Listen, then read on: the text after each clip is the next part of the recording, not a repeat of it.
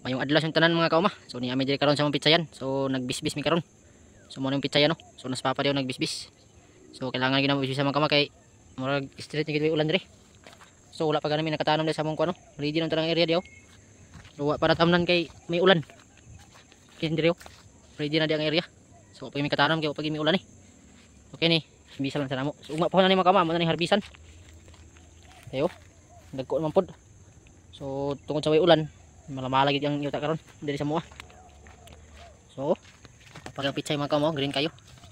So harbisan na naman yung mga kay amo na pilihan ng mga dagko seleksyon na ni. Kay magkulot pa tang ulan wa na. Magugulang na ni kayo. So ako tigbira diri mga kauma tigbira. No, si papa man dia may tigkuan ako may tigbira.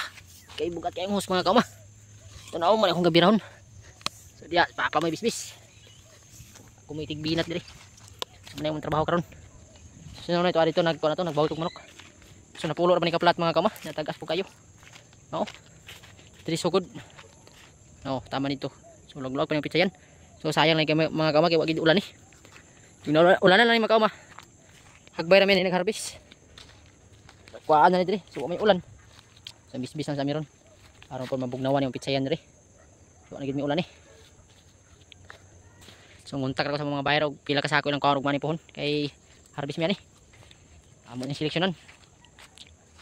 So napala mo sa yuti diri. So mala na kayo mo sakit yan pod. Oh, liki-liki ng yuta. So kay diri nga area mga kauma mo ni nga mong kwan. Bagong tanom ni nga kwan sa yuti o pag ni ka bulyo mo pamunga. So kay diri ni mo ni nauna na magtanom.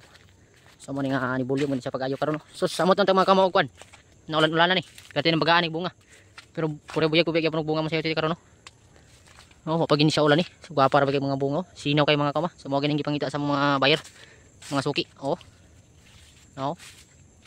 Kanya pong bunga mga kauma buyag-buyag. So sakto ni sa pagkuan atiman namo. So ang gikuan ni ulan na lang. Mabunyagan po ni sila. No, log-log ya po ni mo siyetihan diri mga kauma. No, tiada gani bunga gyapon no. Nagbuyag po bunga mo siyetihan.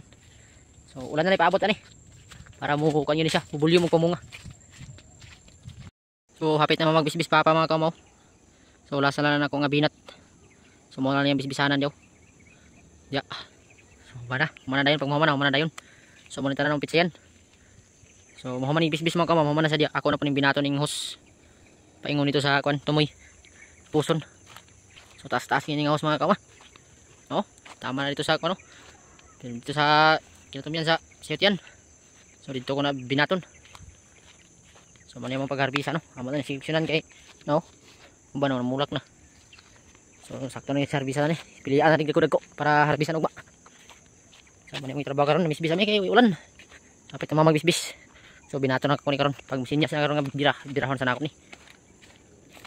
Mana magbisbis. Yung pitsa yan. Ni ana po ni si Jerry Boy diri sig mo apil pamisbis oh. Laglaag man diri. Tuaram tan dito gitigoy sa layong dapit. So abot diri oh. Jerry Boy.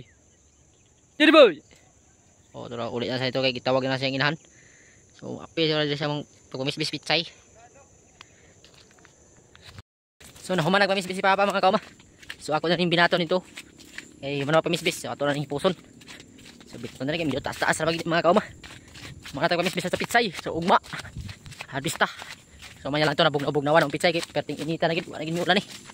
So ako sa ni pagbinaton mga kauma. Ning hosa mong kan. Tubig. Nato na ako kay man ko misbis. Okay kayo.